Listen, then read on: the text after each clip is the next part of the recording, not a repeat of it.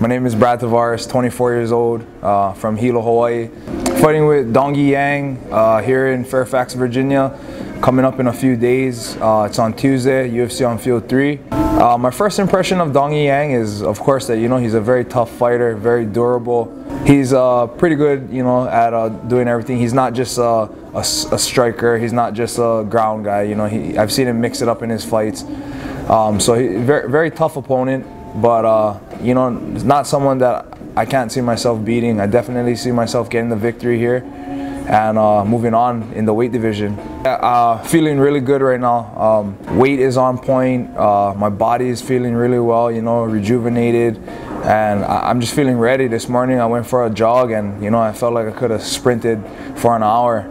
So I'm feeling really good for this fight. I don't have, my weight cuts are usually, typically don't get in my way, and everything is on schedule as far as my weight and how far I am from weigh-in. So everything's going good right now.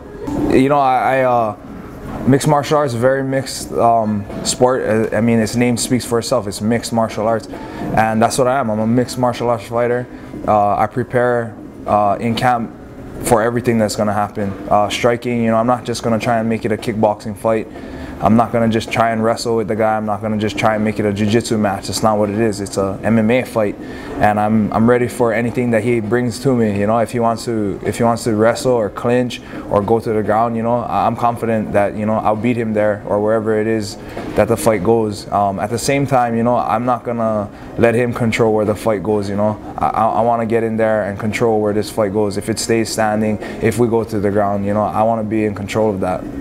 I hear that stereotype that Hawaii guys are known for their striking, but not so much their wrestling. If you look at my last fight, I fought one of the best wrestlers in the entire UFC, if not one of the best wrestlers in the world for MMA, Aaron Simpson. He has a long list of wrestling credentials. Probably been wrestling all his life, and one of the best wrestlers in my opinion in the UFC and in the middleweight. Well, now he's in the 70 welterweight division, but was in the middleweight division.